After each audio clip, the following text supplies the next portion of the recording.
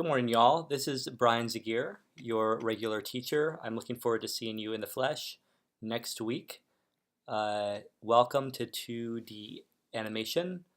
We're going to start out today just introducing ourselves to the basic mechanics of the primary piece of software that we'll be using for the class, which is Adobe Animate.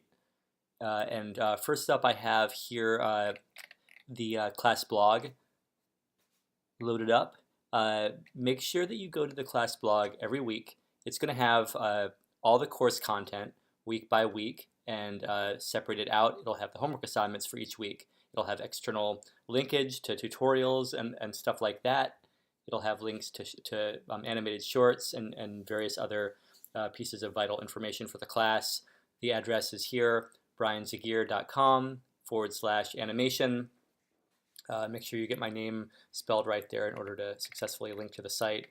You can see here that as part of Class 1 content, I'm going to have a sort of written up intro to the workspace of Adobe Animate.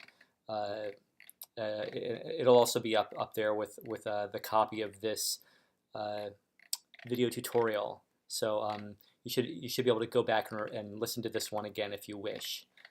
In following up the class in completing the homework assignment. So here's a breakdown of some of the various tools, yada yada, and whatnot.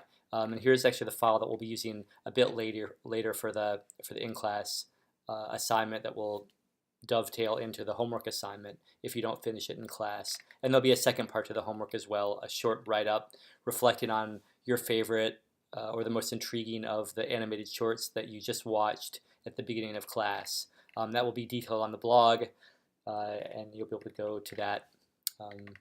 As of now, it'll be posted pretty much. You're going to have links to all the animated shorts that you just watched, so you can review them in writing up your little essay for next week. And so moving forward. Make sure you go to this every week. Oh, by the way, you'll also be visiting lynda.com quite a bit for some supplemental tutorials. So make sure that you check out the top of the syllabus for the free logins that are available to you as Marymount students at lynda.com, and I'll be linking into those separate tutorials on a weekly basis, just so you have a whole lot of kind of contextual and supplemental information to really get you going on these assignments. And they do build on one another. We're not going to be doing a lot of repetition, but really try to build a true conversance with this application. So the application itself is Adobe Animate, probably 2018, and it's one of the the Adobe suite of programs. There's many more than this, but these are some of the ones I use on a regular basis. And Adobe Animate's tool set overlaps a lot with Photoshop and Premiere and After Effects and Illustrator, but it's really the best program for approaching the fundamentals of 2D animation. It allows you to do the really fundamental frame by frame, drawing by drawing animation in a way that the other programs don't let you do. And then there's a lot of automated in-betweening and more advanced kind of character rigging and stuff like that that allow you to scale up your level of engagement with animation. And it's a good I think entry point to beginning to approach CG or computer-driven 3D animation at a later stage. Later on in your course at in your student life at Marymount, you'll be able to study Blender and possibly some other software to move you along that evolution. Hopefully, you're aiming to be a professional animator at some point.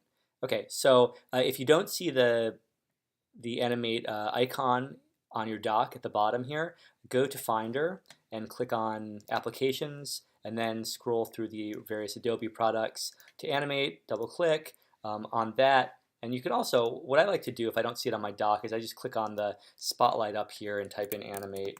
This is in all caps if you like, and just press Enter and or Return, and it'll open up the program. So Adobe Animate was originally Macromedia Flash. You might have heard of this software and this sort of language.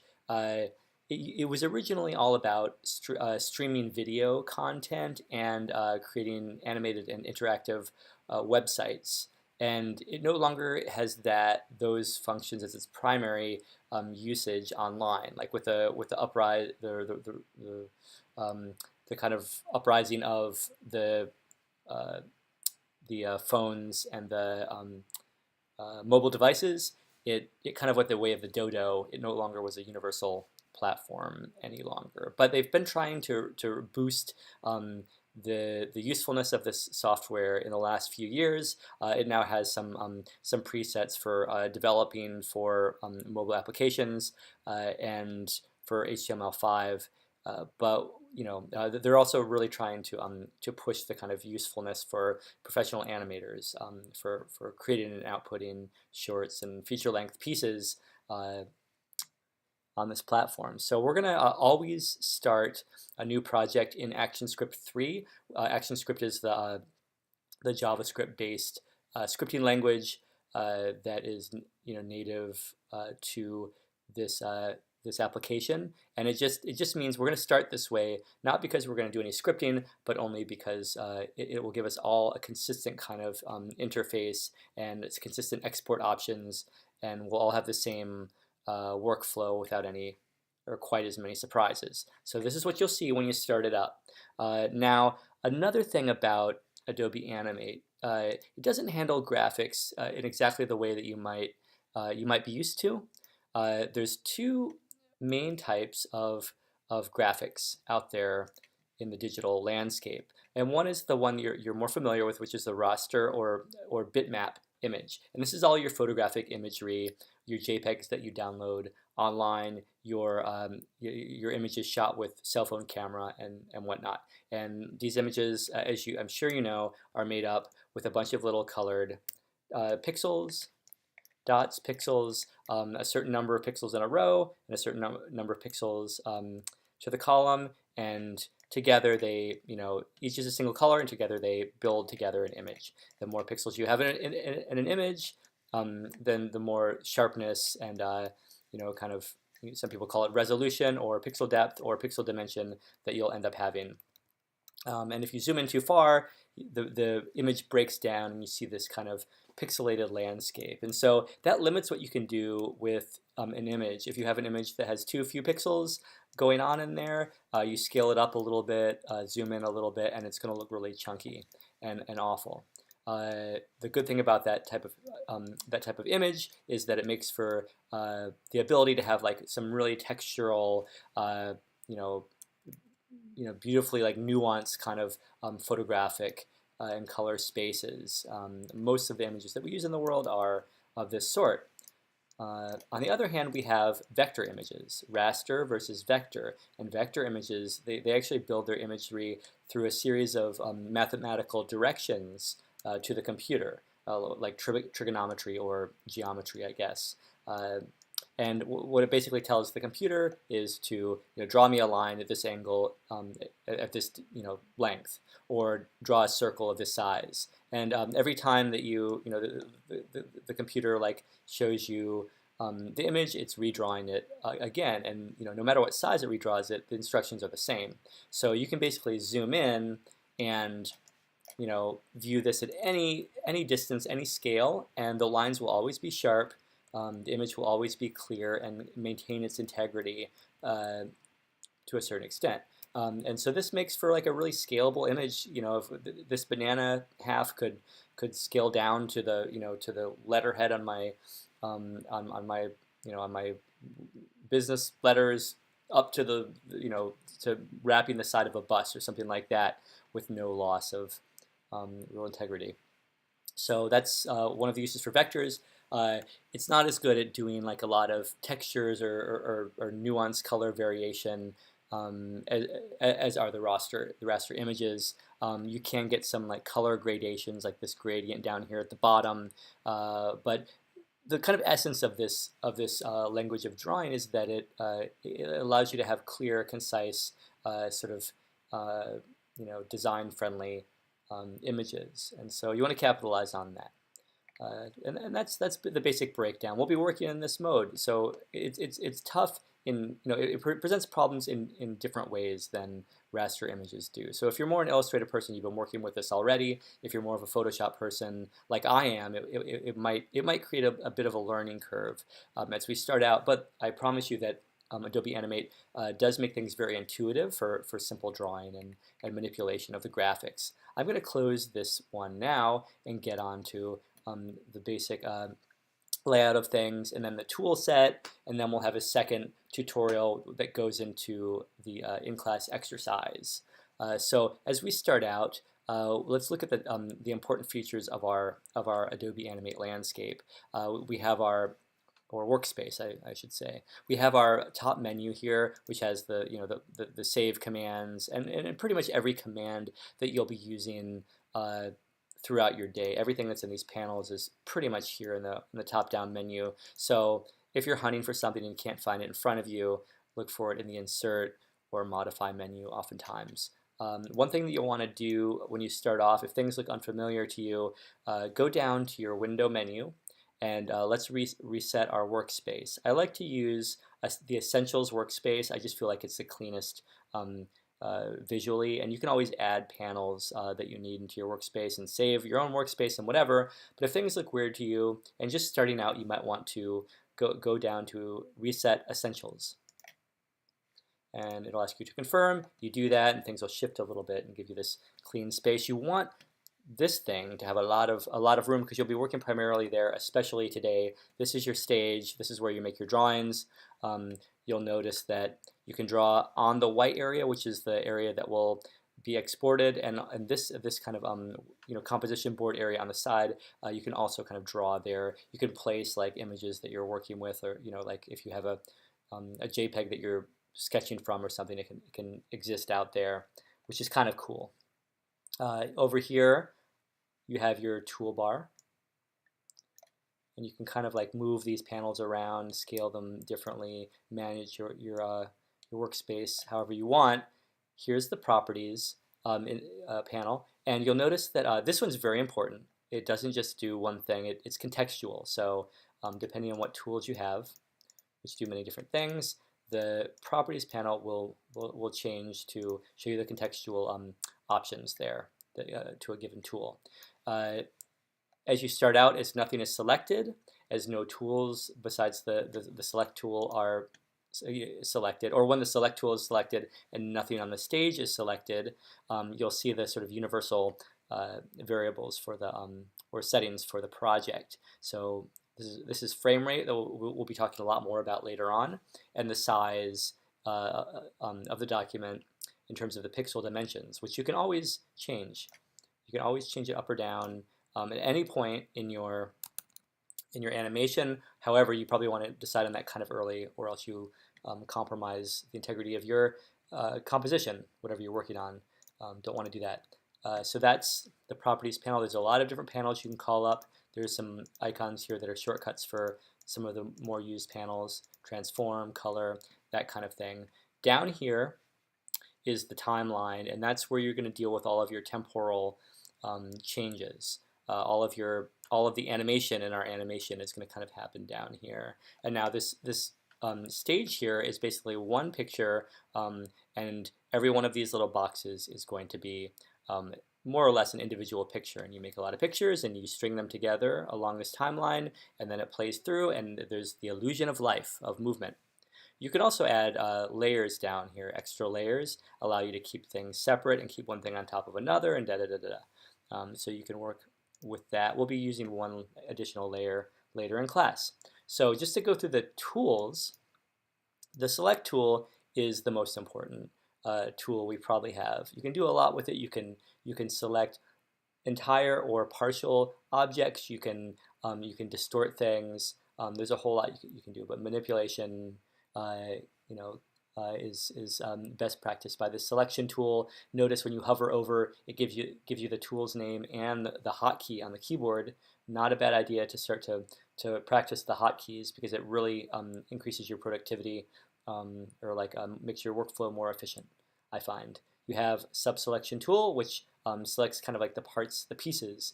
It allows you to get kind of more exacting with your manipulation of the vector graphics, which you'll see in a minute. The free transform tool, which is for scaling up and down, rotating, and that kind of thing. 3D transform tool, which is a relatively new tool, but we won't be using that too much until later, possibly in the class. Lasso tool allows you to make more particularized selections. So this is about selecting and simple manipulations of selections. And you'll notice here that these horizontal bars divide the sections of the tools. So up here is a selection section. The second section is the drawing section. All of our basic drawing tools are here. Okay, so you have your pen tool for the real bare bones or like basic tool for drawing vector graphics. Type, for doing your typeface. Line, rectangle, oval, polystar, which I'll explain all of these in a moment. Pencil, paintbrush, brush tool. Just listing them through. This section is the drawing section. The next section is the kind of editing section. This is like everything in the the bucket, everything that doesn't fit section of your toolbar. So the bone tool, which allows you to kind of draw a solid structure and connect different objects together to create a kind of character rig or a related thing. The paint bucket tool, which allows you to fill. Ink bottle tool, which allows you to fill stroke, which we'll talk about in a second. Eyedropper tool, which allows you to sample colors. Eraser, which I find to be almost useless, and I'll tell you why. And the width tool, which I never use. Here we have this section, which is the kind of changing the view section. And so we have our traditional tool like zooming in and out on your stage. Hand tool, which allows you to move the canvas around a little bit. And the camera tool, which allows you to do like pans and zooms and things like that. A very new tool, as they've been trying to really make this a functional and dependable animation platform. So here we have color pickers. There's two different color pickers. Unlike in Illustrator or Photoshop, there's not a foreground background set of colors, but instead a stroke and fill set of colors. And as we start to draw, I'll explain that. But that's pretty fundamental to the software. And then at the bottom, we're going to have some contextual tools or contextual like options. Depending on the tool you have selected, much like with the properties panel, you're going to have certain contextual options that come up at the bottom of this toolbar. And we'll get into some of that stuff later. But if you haven't widened your toolbar, you might not even notice them depending on your screen size and resolution, stuff like that. So you want to make sure you have an awareness of that, especially when we use the Wacom tablets and pens next week. We're going to want to be able to look down to those. So starting off, let's just start by drawing a simple shape. And we'll get into the sort of fundamental drawing techniques for the software. Let's just draw one of our simple forms. As you click into one of the drawing tools, you'll notice that there's colors for fill and stroke. Those are going to be identical to the color pickers down here, but maybe they find it to be a little bit more convenient for them to be in the properties panel. That it's up to you where you want to kind of select your colors. You're also going to notice that we have the ability to open up this dedicated color panel, and that might be more convenient for you. And it will be when we start doing gradients and stuff like that. But for now, you can choose the kind of size of your stroke and just draw out something. I really can't see the distinction between those colors. I wonder if that's a problem. Okay, so draw out your rectangle, and once you have that drawn out, and of course you can draw as many as you want, but let's start with one. To get started, go to your select tool. If you wanted to just get this rectangle, drag it around, you can just click on it with the select tool. You don't have to make a special selection like in Photoshop, and drag it around. You'll see when it's selected, these little close together dots will designate what the selected area. So notice that I just selected, I clicked once and dragged, and I only pulled out the sort of fill or internal section of the rectangle, and I left behind the stroke. And that becomes like a bit of an annoyance early on for people. If you want to select the entire shape, you double click, and then you have the whole object selected.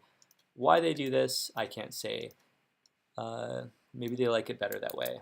But it's something that's pretty fundamental to this application, not a big deal. Another thing about selections is that you can click and drag and have a kind of selection box. You then only end up selecting whatever you've dragged over of that object. The kind of drawing techniques in Adobe Animate they remind me a lot, or later on, Minecraft reminds me a lot of the Adobe Animate drawing techniques. You can really kind of like cut things to pieces, cut things to ribbons, and construct or deconstruct, simply by kind of cutting out. And I really like working this way, and it makes for perhaps the quickest way to work. And it's great. So you can do things like draw multiple objects, and I'll change the color on this, and build things together, like piece things together like this. And it's just very easy and intuitive, and a kid can kind of work with things this way. It's like having a cookie cutter and cutting things out. And notice that when I've drawn this circle over top of the rectangle, and I then move it, I've actually cut out the intersection, the overlap. So bear that in mind when you're working on a single stage and a single layer. It's really like a cookie cutter, a piece of like dough that you're working with. It doesn't remember what's underneath so easily. So you can work with that as much as you like. Another thing about this selection tool is it's great if you want to make a change. You don't like the color of the automobile that you're making. You can always click or double click on this object and change the color. If you have double clicked it to also select the stroke, you can change the color of the stroke. You can also change the width of the stroke. And certain options that are available in the properties panel are available to you. There's stroke styles, things like that, that are able to be changed simply by selecting the object. And the more you cut up forms, you'll notice that it gets a little less predictable. Like if I cut this up, and then I could change the color of this thing. So you can really like gain a high level of sophistication in using the tools the way they just happen to function in this piece of software. It's very different from some of our other Adobe products, and it's because it wasn't created by Adobe. It was something that was sort of grandfathered in. But it's good, it's fun, and like kids can make pictures and make animations this way. So we're going to stress this week at really kind of just playing around with the drawing tools and finding out everything that they can do.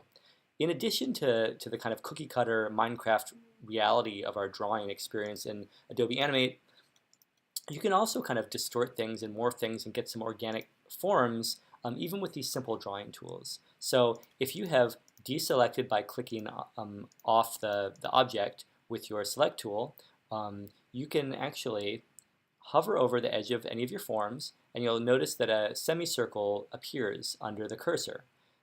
If you drag that, you get a curved line. And you can do that with vertices or corners as well, and start to really manipulate things. And it isn't always totally predictable. You can kind of change your angle. You can do this with really any edge. Get things really wonky, and you can really start to get organic feeling forms just through this kind of simple distortion. I don't know. If you want like a character, you can very easily manipulate the forms of this creature. Cut him out a nose, that kind of thing. Let's see. And we also have like the lasso. Cut this dude out a little mouth, delete it, or just change the color, and build things pretty efficiently. Now that I have his mouth is a different color, I can kind of distort it as I want.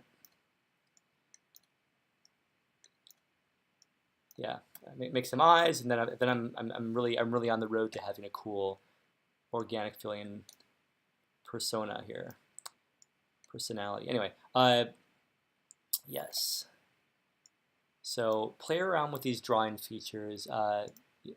We also have, of course, the need to scale and rotate and shift things. So here's the free transform tool, Q on the keyboard. You can click and drag, again, all or part of the object, and you'll see this, this frame comes up around the object. Hovering over the corner allows you to, right on top of the corner, allows you to scale up or down the object. And if you hold shift, it maintains the proportions. If you hover a little bit outside the corner, you can rotate. You can also do things like squash by hovering over the edge. And you can go all the way across the middle and actually mirror the object, or this way flip. You also have the ability to skew, things like this. It's fun. Play around, skewing. Say he's traveling at great speed and to the left. And we also have these contextual kind of elements that we can play with. We can turn on this envelope, which gives us a little bit more precision in distorting this thing. And again, this stuff is, it's very intuitive at this point. What's underlying a lot of our editing capabilities is that we're working in vector graphics, and if you use the subselection tool to highlight part of your image, and especially if you click on the edge or the stroke, you can really see that these are Boolean curves that can be manipulated in a way that those of you who have used Adobe Illustrator will recognize. If this doesn't make sense to you, forget about it. You probably won't really have to look at it that way in class. For our purposes, you can just morph it around. But know that there's an ability to have more precision if you're just banging your head against the wall trying to get this guy to look like a beautiful frog, and it looks like a clump of overchewed bubble gum. Then you have greater ability to be precise. So here we have that kind of functionality. And what else are we going for today? That's pretty much what I want to focus on in the basic drawing tool. So let's look, I just wanted to mention the Polystar. I don't know why, but the Polystar tool is pretty good. What you won't notice at first is that you have some settings here, not right on the properties panel, but under options in the tool settings, and you can control like the number of sides, or whether this is a polygon or a star. And kind of inverts the way the angles work. And then you can mess with that in the same way that you can mess with the other forms. And you can see that you're starting off with very simple forms, but it gets more and more complex from there. I'm focusing on these simple shape tools because I'm really wanting you for today to work in this way with distortions of simple forms and kind of building up through multiple simple forms more complex objects. Now, when we're trying to draw objects, some people will start out with one of the drawing tools, like the pencil tool, the brush tool, the paintbrush tool, which is, please don't use the paintbrush tool, or the line tool, and it really isn't the best way to begin. When you're trying to build forms with these things, they will bite you in the butt. For instance, people who are used to Photoshop might want to, say draw something with the pencil tool, and then try to fill it in with this paint bucket tool. And much to their chagrin, they will find that it's not working, and they get frustrated. Adobe Animate is strange. It doesn't want you to fill in things with it. It doesn't want you to fill up in vast expanses with the paint bucket tool. It won't let you kind of paint bucket the background. You have to find another way to do that. And unless your object is completely closed, you can't fill it with your paint bucket tool. So it's much easier to start with a form where you've already kind of designated the fill and the stroke ahead of time. It also makes your graphics more efficient and simpler. To a large extent, we're thinking about just conserving processing power and not just making things overly complicated for no reason. Later on, we're going to be using this beautiful brush tool for other things. You can use it some today, and it's great for freehand drawing. It's wonderful with the Wacom pen and the Wacom tablet, and we'll get into that next week. But we don't want to start out doing everything, even if you're a good drawer, we don't want to do it this way this week. You want to become pretty good at using the native Animate tools in this way that makes for efficient, constructive kind of design. So we're going to branch from here into the in-class exercise that will then, if unfinished in class, become part of your homework assignment. So let's continue with the next video tutorial.